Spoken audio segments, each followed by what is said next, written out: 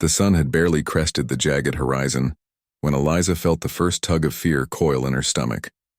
She had been riding alone across the dusty plains, the wind whipping her hair and the scent of sagebrush filling her nostrils, when she heard the unmistakable echo of hooves behind her. Her horse, usually steady under her command, began to shift uneasily, sensing the danger before she did. Eliza's heart thudded violently against her ribs as she realized she was being hunted. Within moments, a shadow detached itself from the early morning light, a figure mounted on a dark, sinewy horse moving with a predator's grace. The Apache warrior was a man of legend, whispered about in every town and settlement across the frontier. He was tall, impossibly lean, with eyes that burned with an intensity that could unnerve the bravest of men. His presence alone radiated authority, a promise of both death and desire. Eliza urged her horse faster, but the warrior was relentless. He rode alongside her without speaking, his gaze fixed on her in a way that stripped her of pretense. Panic surged through her, but beneath it was a stubborn fire, a refusal to show weakness. She had survived harsh winters, hostile neighbors, and the unrelenting solitude of the plains. She would not yield to this man so easily, and then he spoke. His voice was low, intimate, yet carrying the weight of command. "You will open yourself to me again and again, until my son grows in your womb." The words were like a whip across her mind, igniting terror, revulsion, and an undeniable, shocking fascination. She jerked her horse sharply, trying to put distance between them, but it was useless. He was everywhere, always a step behind, always watching, always waiting. Eliza's mind raced. She had heard tales of Apache warriors taking women, of lives changed forever under their shadow. But to hear the words spoken aloud, so precise, so deliberate, was something entirely different. Her pulse quickened, her knuckles white as she gripped the reins. The plain stretched endlessly, offering no escape. Every canyon, every ridge, every patch of scrubland seemed to conspire to trap her. And yet, a small defiant part of her refused to surrender. Not fully, not yet. The warrior's presence was oppressive, yet strangely magnetic. He didn't shout, didn't chase her with brute force. Instead, he moved with a patience that made her skin prickle. There was no room for debate, no space for compromise. His words hung in the air between them, a mixture of threat and promise, leaving her mind teetering on the edge of terror and something dangerously unnameable. As the morning sun climbed higher, painting the plains in hues of gold and crimson, Eliza realized that her only chance of survival was to understand the man before her, to read the rhythm of his movements, the silent language of his eyes. Every instinct screamed to flee, yet there was no safe place to run.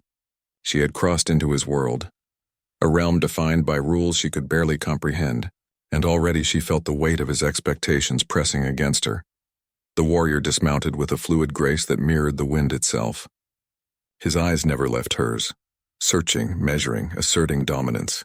Eliza's own courage wavered, her defiance faltering under the sheer intensity of his gaze. He circled her slowly, a predator toying with prey, yet there was something in his movements that hinted at order, at a structure that was more than mere savagery. Finally, he stopped, standing close enough that she could feel the heat radiating from him. His voice, when he spoke again, was almost gentle, almost intimate, but it carried the same undeniable command. "You belong to this world now," he said. "You will survive it or it will destroy you, and I will have what is mine." Eliza's breath caught in her throat. The realization settled over her like a winter frost. She had been drawn into a life she could neither predict nor control. Her defiance, her independence, her very identity, all of it was now entwined with this man, this warrior whose words had pierced deeper than any blade, and in that moment, staring into the fierce, unyielding eyes of the Apache, she understood the truth. Her life had irrevocably changed. The days that followed were a blur of harsh sunlight, endless plains, and the relentless presence of the Apache warrior. Eliza had tried to flee once or twice, but the expanse of the frontier was both vast and confining. Every ridge, every canyon, every thicket seemed to funnel her back to him. She began to understand that escape was not just difficult, it was impossible. And so survival became a quiet, desperate calculation. The warrior never rushed her. He did not need to. His power was in the way he watched her, in the way he waited, patient as the desert itself. He moved silently among the scrub and sandstone, always near enough to ensure she was aware of his proximity. And though she hated him, a part of her could not deny the strange gravity of his presence. There was something mesmerizing in the way he existed within the wild, every movement precise, deliberate, lethal. Eliza forced herself to focus on small details, trying to maintain her sanity. She studied the land, the patterns of the wind, the behavior of her horse, but inevitably her attention returned to him. She noticed the way he hunted, how he moved without sound, how he observed the world with eyes that seemed to pierce the very heart of it. Fear had taught her to notice everything, to anticipate his actions, and in doing so, she learned more about him than she wanted to.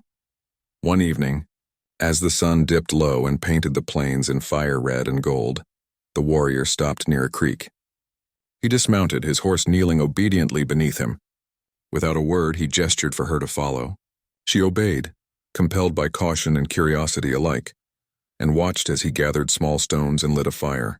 The smell of burning sage drifted through the air, mingling with the earthy scent of the creek. He finally spoke, his voice low, controlled. "Do not think this is cruelty," he said. "I have rules. You will learn them. You will survive because of them, or you will die." Eliza's throat tightened. She wanted to argue, to strike back, to resist, but the truth was undeniable. Without his guidance, she could not last a week in these lands. Hunger, exposure, and the dangerous wildlife of the plains were more immediate threats than his presence. Over the following days, she began to see glimpses of his world. He taught her how to find water in hidden creeks, how to track animals by the faintest traces in the dust, and how to move without disturbing the wind or alerting the predators. Each lesson was a blend of survival and control, and though she chafed under the implicit authority, she could not deny that she was learning. And then there was his son. The boy, small and fierce in the ways of his people, appeared one morning, curious and unafraid. Eliza watched from a distance as the warrior interacted with him, guiding, teaching, laughing quietly in a way that was almost unrecognizable from the stern, commanding man who had captured her. The sight unsettled her. She hated him, yes, but she could not ignore the tenderness he showed toward his child. Eliza's emotions became a storm she could neither control nor name. Fear and resentment warred with fascination and an unbidden empathy. She hated what he demanded of her, yet she could not deny the undeniable magnetism of the man who had brought her to this place. Every glance, every gesture, every whispered word carried both threat and something far more dangerous, the suggestion of possibility. One night, under the blanket of stars, he approached her quietly.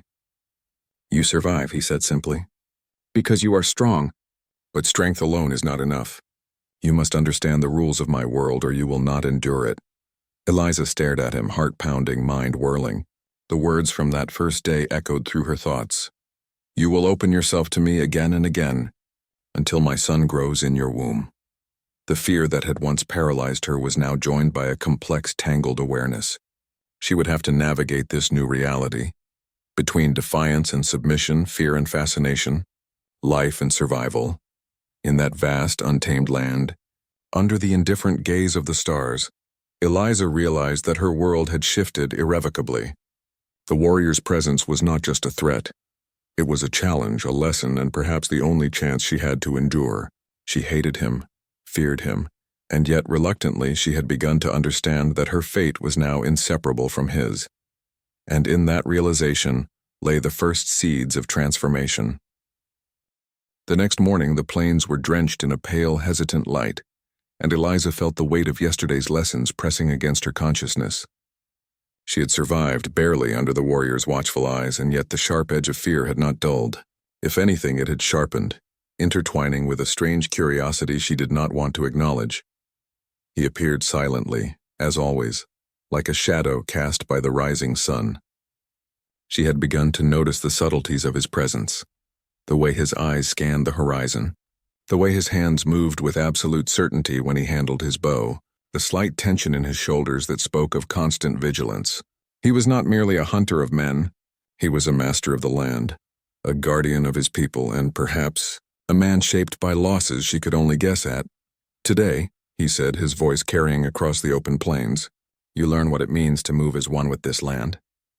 He gestured to the slope ahead. where the rocky terrain twisted like a jagged river frozen in stone. Eliza's stomach nodded. Every fiber of her being screamed caution, but defiance, that stubborn spark within her, urged her forward. She had no choice, really, if she wanted to survive. The warrior moved beside her, silent, watching, guiding, without seeming to touch. Each step taught her more than mere survival. It was a lesson in patience, in observation, in understanding the rhythms of the world. The wind whispered through the scrub, carrying scents she had never noticed, revealing tracks of animals hidden in plain sight. Under his guidance, the plains ceased to be merely a barren expanse. They became a living entity, and she had begun to see herself as part of it. By midday, they came upon a small clearing where the Apache sun played, constructing tiny forts from stones and sticks.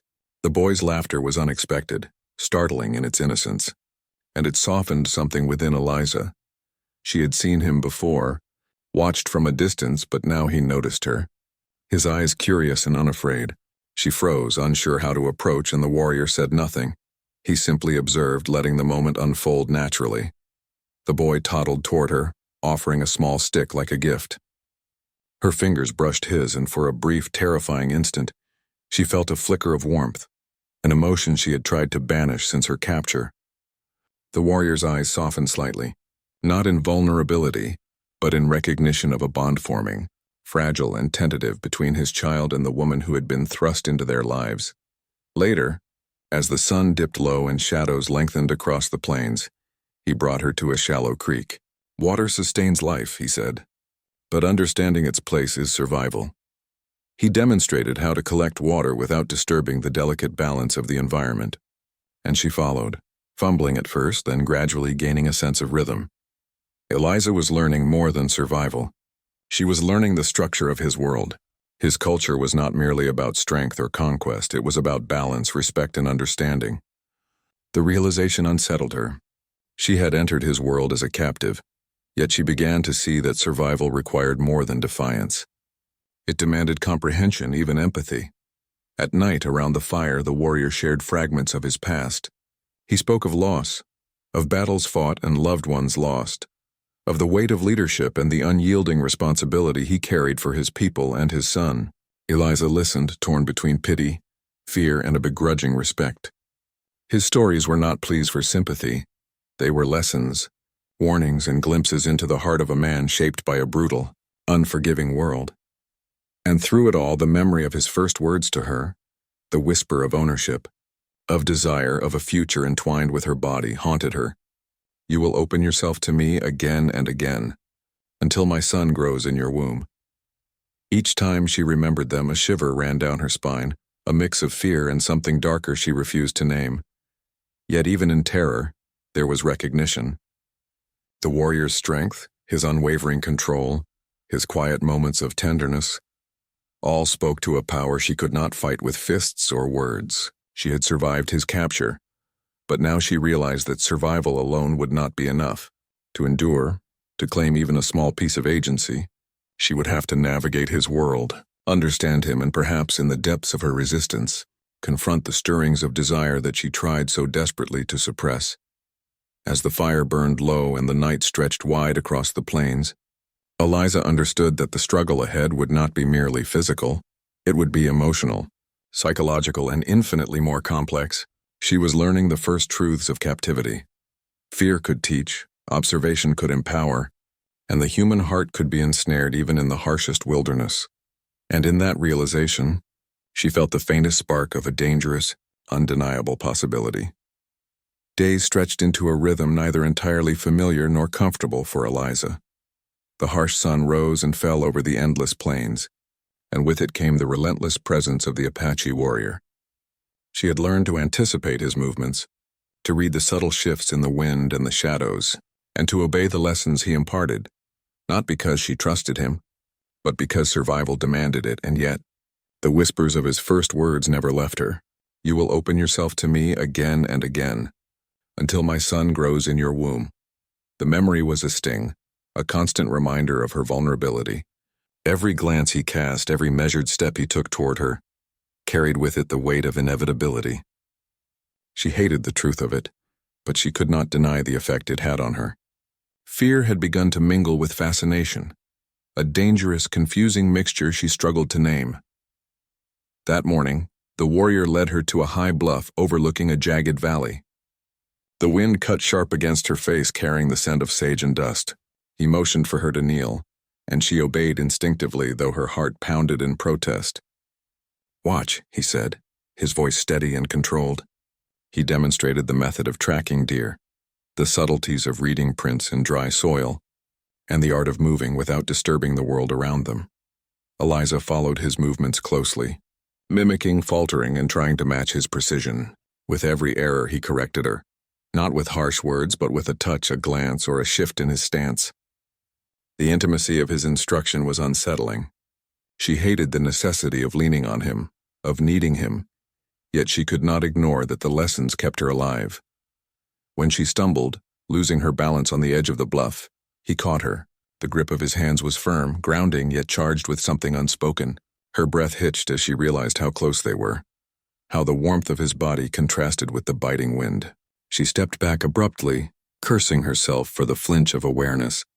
But he said nothing, simply watched. Later, as they descended the bluff and entered the shelter of a narrow canyon, the warrior's son appeared again, curious and watchful. Eliza caught herself softening, smiling faintly as the boy offered her a crude toy he had carved from wood. The sight made her stomach twist, not with affection exactly, but with the unsettling realization that she was becoming part of their small world.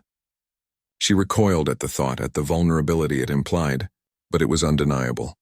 That night, around a fire that crackled in the canyon's mouth, he spoke again, his voice carrying the authority she could not ignore. "Do not think of resistance as weakness," he said. "It is natural, but it will not change your fate." He looked at her directly, his eyes dark, penetrating. "You will survive. You will endure. And in time, you will understand why this is necessary." Eliza felt a shiver run through her. She wanted to argue, to demand freedom, to lash out at the inevitability of his control. But the truth was, every attempt to resist was already measured, anticipated, and contained by him. Her struggle, she realized with bitter clarity, had shifted from brute escape to the subtler, more dangerous realm of emotional survival. Over the next few days, the tension between them deepened. His persistence was constant, quiet, unyielding. She could see it in the way he moved around her, in the way his gaze lingered, in the subtle demands embedded in the lessons of survival.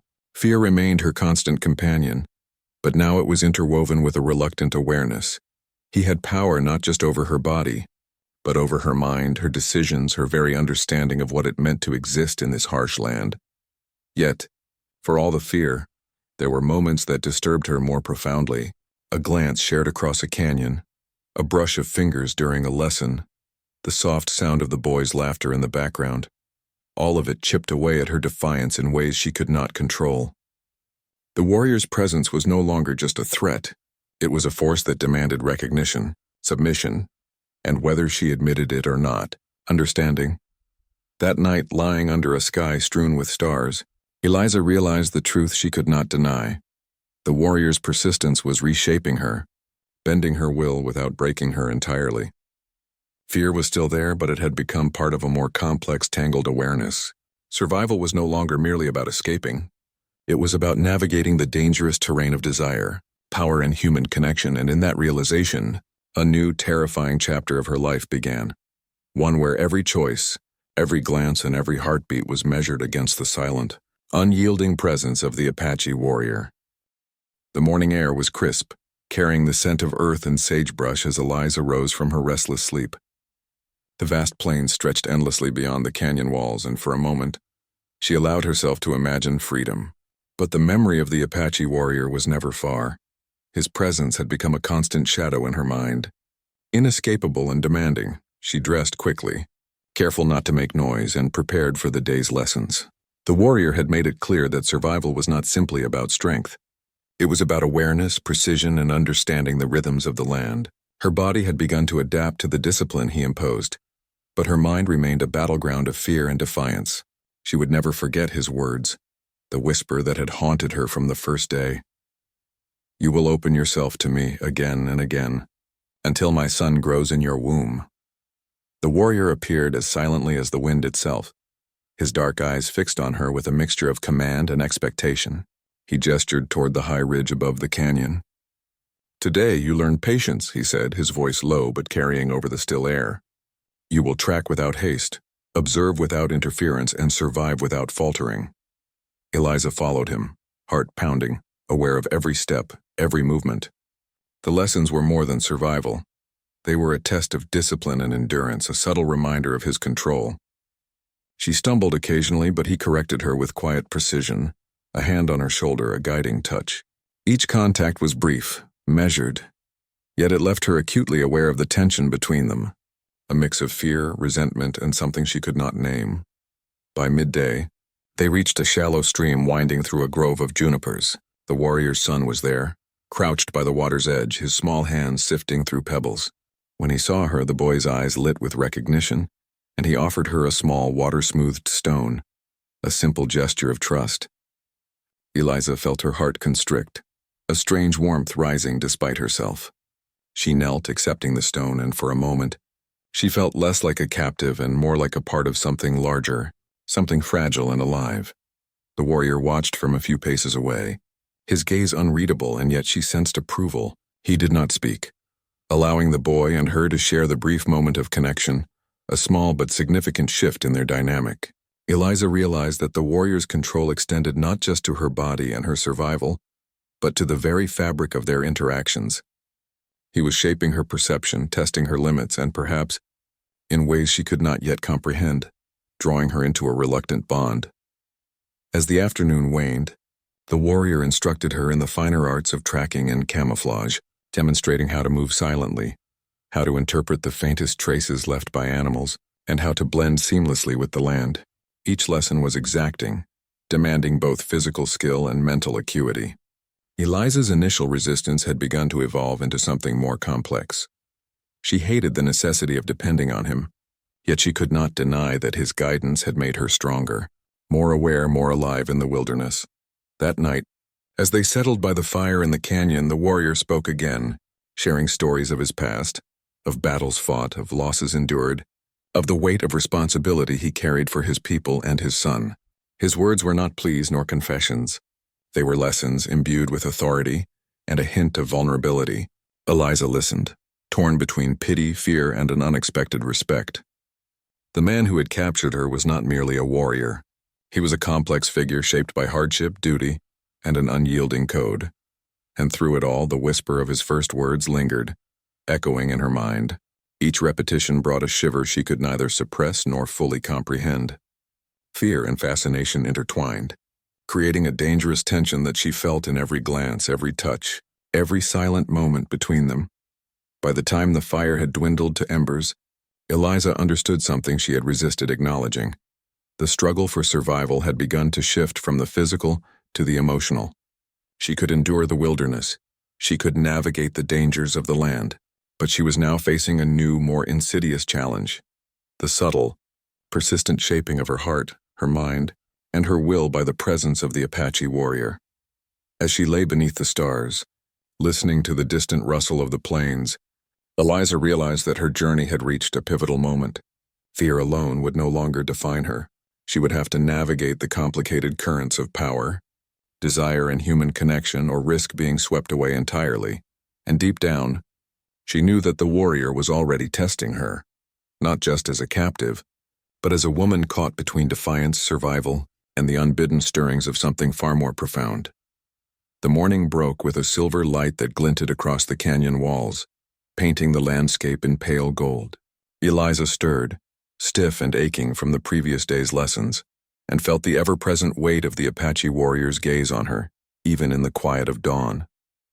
Survival had become a rhythm. Wake, move, learn, obey, but beneath it all a different current ran, one she could not name, and one she had no desire to confront, though it pressed insistently against her. He appeared as always, silent and measured, as though the wind itself carried him. His dark eyes studied her for a long moment before he spoke.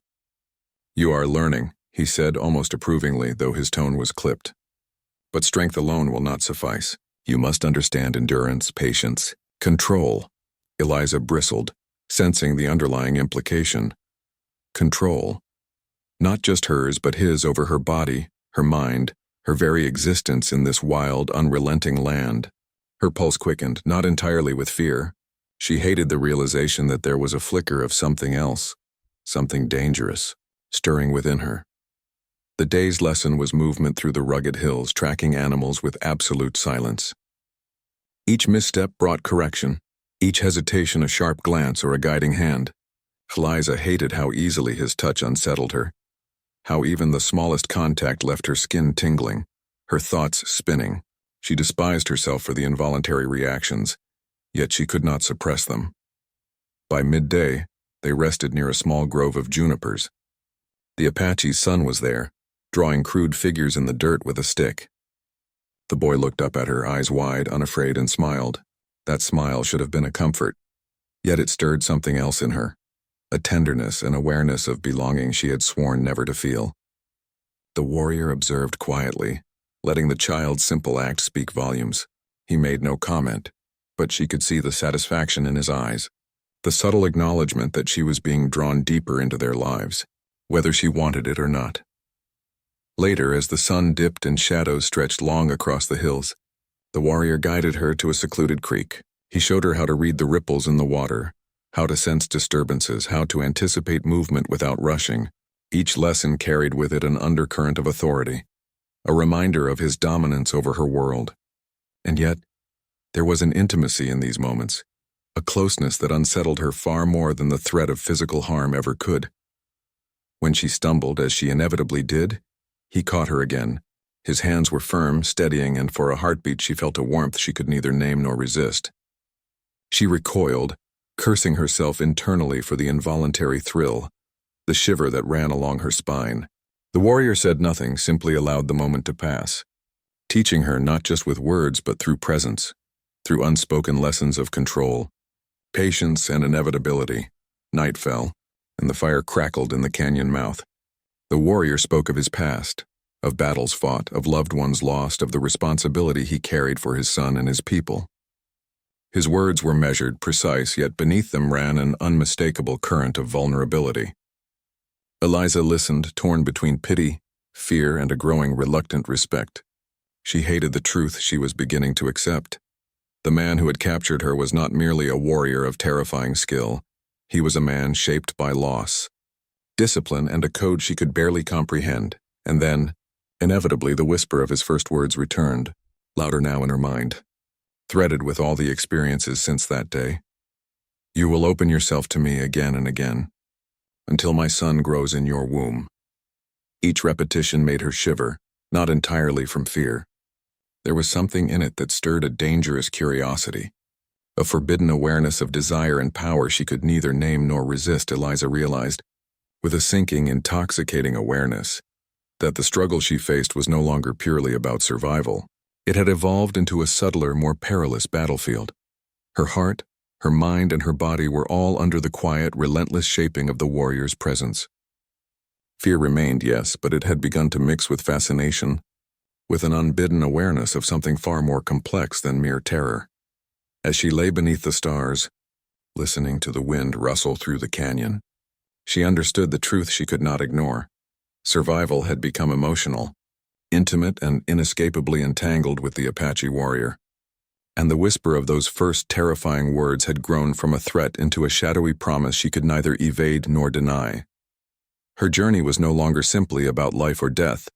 It was about desire, endurance, and the quiet surrender that fear, attraction, and inevitability demanded. And she realized, with a mixture of dread and a strange, dangerous anticipation, that there was no.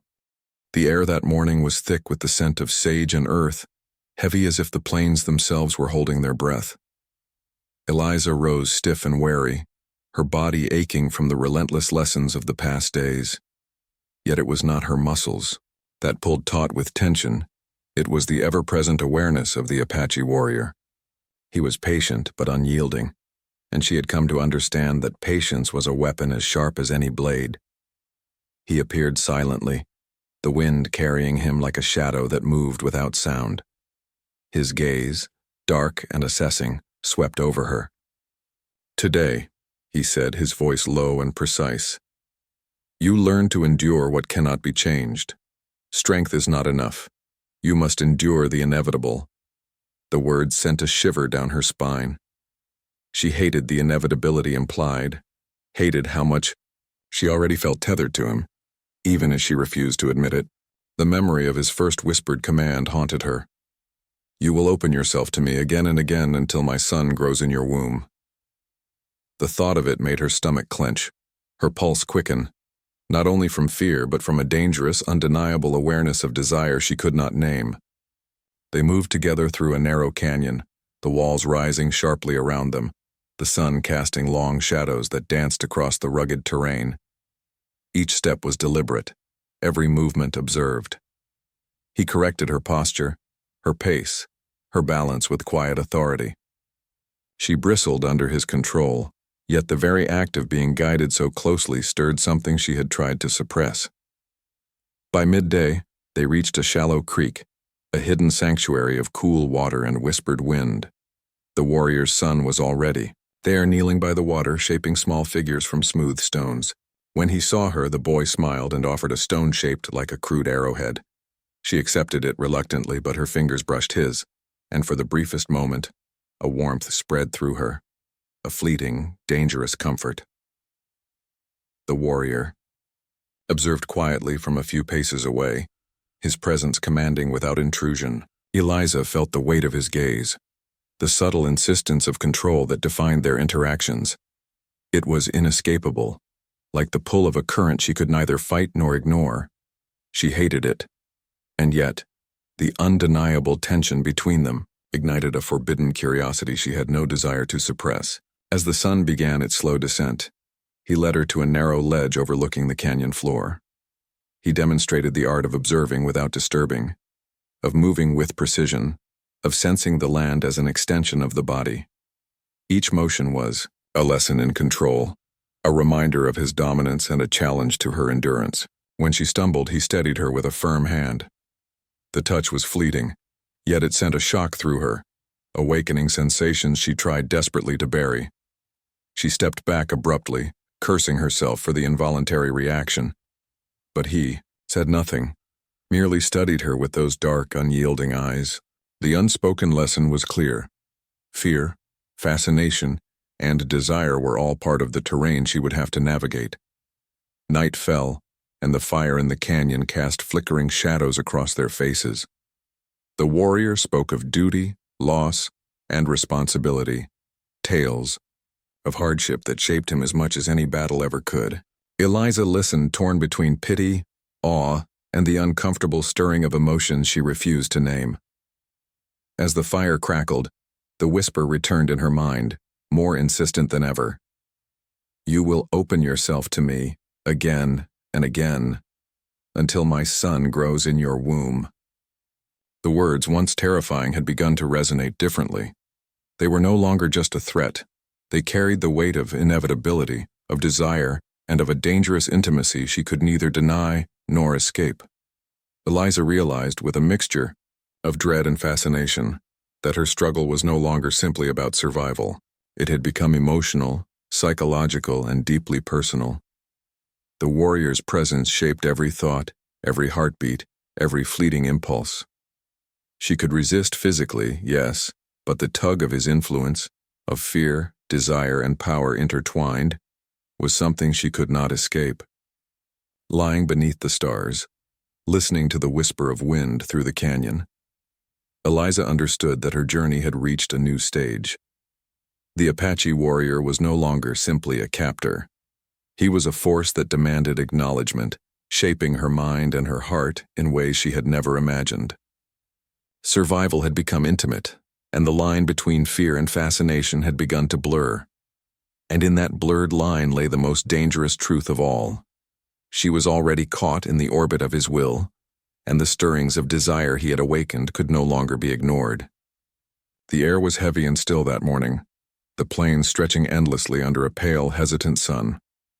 Eliza awoke with the weight of unease pressing against her chest. She had grown accustomed to the rhythm of survival, to the silent watchfulness of the Apache warrior. Yet the tension between them had begun to gnaw at her in ways that no exhaustion or fear could quiet.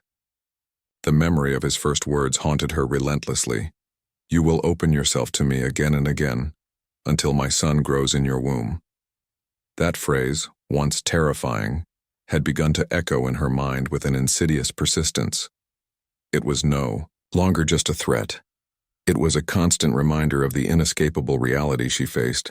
Every glance he cast, every measured movement, every moment of quiet scrutiny was infused with authority, and a strange intimacy that unsettled her deeply. She hated him, feared him, and yet she could not deny the growing pull, the dangerous fascination that his presence ignited. The warrior appeared as silently as a shadow cast by the morning light. His gaze swept over her with a precision that left no room for deception. "Today," he said, his voice low and deliberate, "you will confront what you cannot avoid. Strength and cunning will not suffice. You must confront the truth of your place here." Eliza's pulse quickened. She clenched her fists, reminding herself that defiance was still a tool, that she had not surrendered entirely. Yet the truth was clear. Her will alone could not undo the reality of her situation. The warrior's control extended beyond the physical, into the rhythms of her days, the decisions she made, and the subtle currents of her mind. They moved together through a narrow canyon, the sun casting long shadows that twisted along the jagged rocks. He demonstrated how to navigate the terrain with precision, how to anticipate movement, and how to read the subtle signs of the land. Every lesson was a reminder of his authority, but also an invitation into a deeper understanding of his world. Eliza followed cautiously, acutely aware of his presence at every turn, her mind a storm of defiance and reluctant awareness. By midday, the warrior's son appeared, kneeling by a small creek, shaping stones into crude arrows. He looked up at her, unafraid, offering a simple gift, a water-smoothed stone. She hesitated, then accepted it, feeling an unfamiliar warmth at the gesture. Her fingers brushed his briefly, and she felt the warrior's gaze sharpen, not harshly, but knowingly. The unspoken message was clear. Her interactions with his son were a test, a step deeper into the life she had tried to resist, a subtle tether to the world she had no choice but to inhabit. As the afternoon waned, the warrior guided her to a ledge overlooking the canyon floor. He demonstrated the art of patience, teaching her to observe without disturbing, to move with precision, to sense the world as an extension of herself. Each motion was both lesson and assertion of control, a reminder that she was learning not just survival, but obedience, endurance, and the subtler demands of his will. When she faltered, he steadied her with a firm hand. The contact was brief, yet it sent a shiver through her, a reminder of the dangerous intimacy between them. She recoiled, trying to regain composure, but the awareness lingered, weaving fear, defiance, and a forbidden curiosity into a single tangled current. Night fell, and the fire in the canyon cast dancing shadows across their faces. The warrior spoke of duty, loss, and responsibility, sharing fragments of his life that revealed glimpses of vulnerability beneath his unyielding exterior. Eliza listened, torn between pity, awe, and an unbidden stirring of emotion she tried to suppress. She hated herself for it, but the pull was undeniable. As the fire dwindled, the whisper of his first words returned, insistent and intimate. "You will open yourself to me, again and again, until my son grows in your womb." The phrase no longer struck her solely with terror. It carried inevitability, desire, and the subtle promise of a bond she could neither resist nor fully understand. Eliza realized, with a mixture of dread and fascination, that her struggle had evolved. Survival was no longer just physical. It was emotional, psychological, and intimate. The warrior's influence had seeped into every corner of her existence, shaping her reactions, her thoughts, and even her heart. Beneath the stars, with the wind whispering through the canyon, she understood the stark truth. She was already entwined in the orbit of the Apache warrior's will. Resistance alone could not undo the tension, the attraction, or the inevitability that had begun to define her days. Her life, her heart, and her very body were caught in a web from which there was no turning back. And she knew, with a shiver, of both fear and anticipation, that the final test was approaching, one that would challenge not only her survival, but the boundaries of her desire, her defiance, and the surrender she had tried to avoid. The plains were quiet that morning, the kind of silence that pressed against the ears and made every heartbeat seem louder than the wind. Eliza stood at the edge of a narrow canyon, her hands trembling slightly, not from cold but from the anticipation that had built relentlessly over the past days. She had survived the harsh lessons, endured the relentless presence of the Apache warrior, and navigated the dangerous tension that had woven itself between them. Yet today she knew there could be no more avoidance. He appeared silently, as always, a shadow in the pale light of dawn. His eyes, dark and commanding, studied her with an intensity that left her breathless. "You have endured," he said, his voice low, deliberate, carrying both authority and a strange weight of inevitability. "But endurance is no longer enough. You must confront the truth of your place, and the bond that cannot be denied." The memory of his first whispered words surged through her. "You will open yourself to me, again and again, until my son grows in your womb." For the first time, they no longer struck purely with fear. There was something else there. A recognition of inevitability, a pull she could neither resist nor fully comprehend. Her heart raced, her pulse betraying the tumultuous mixture of defiance, desire, and a reluctant surrender that had been growing inside her.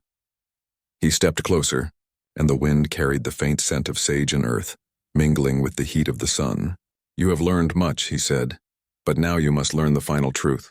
Fear is only one part of survival. Trust, acceptance, and intimacy are another." Eliza's chest tightened. She wanted to protest, to flee, to reclaim her autonomy. But the days of running had taught her a harsh truth. She was already entwined in his world. Her survival, her mind, her body, her heart, all had been drawn into the orbit of his power. And beneath it all, she felt a dangerous, undeniable pull toward him, one that she could no longer ignore. The warrior's son appeared, silent and observant, as if he understood the significance of the moment. The boy's small presence was a reminder of the stakes, of the life that had been entrusted to the woman who had survived against the harshest odds. Eliza's gaze softened, her instinct to protect mingling with the unspoken recognition that her bond with them, both father and son, was now irrevocable. He reached for her hand, firm, yet measured. The touch sent a shiver through her, igniting the tension that had been building in the silent hours, the long days, and the nights beneath the stars. She did not pull away, though part of her screamed to resist. Instead, she allowed herself a moment, a single breath, to acknowledge the truth she had been denying. She was already caught, already ensnared by a force stronger than fear, stronger than resistance. "You will open yourself," he whispered, echoing the promise from the first day, "and in doing so, you will not only survive, you will endure in ways you cannot yet imagine." Eliza's throat tightened, her mind a whirlwind of emotions. Fear and desire, defiance and surrender all collided in a single potent moment. She understood, finally, that survival was no longer just about living. It was about embracing the reality of her circumstances, accepting the bond that had formed and stepping fully into the uncharted territory of intimacy and trust. She met his gaze, steady now despite the turmoil within her. In that instant, the tension that had defined their days together resolved into something far more complex, an acknowledgement of power, of desire, and of a connection that had grown quietly, but inexorably. She felt the warrior's dominance, yes, but also the strength of his restraint, his guidance, and the care he had shown for both her and his son. And in that acceptance, the fear that had haunted her began to shift. It was no longer a cage but a catalyst, a force that had shaped her survival, honed her awareness, and prepared her for the surrender that was not weakness, but a reclamation of agency in the only way the harsh world allowed. The sun dipped lower, casting the canyon in golden shadow, and Eliza felt the full weight of what had come to pass. She was no longer merely a captive. She was part of something larger, a bond forged in fear, endurance, and undeniable desire. She had opened herself to him, not out of weakness, but because she had discovered a strength she did not know she possessed. And beneath the endless sky, with the plains stretching far beyond, Eliza understood the ultimate truth of her journey. She would endure, she would survive, and in time life itself would grow within her, a testament to the power, the danger, and the undeniable intimacy of the Apache warrior who had reshaped her world forever. The plains were still, almost unnervingly so, as dawn spilled pale light across the canyon. Eliza stood at the edge of a narrow ledge, her hands trembling with anticipation. The days of lessons, of fear, of silent observation, and of forbidden tension had led her here. She had survived the harsh wilderness, endured the relentless presence of the Apache warrior, and navigated the subtle currents of desire and power that had grown between them. Yet today there could be no avoidance. The warrior emerged like a shadow merging with the morning light, silent, commanding, utterly certain. His eyes, dark and penetrating, fixed on her with a weight that made her chest tighten.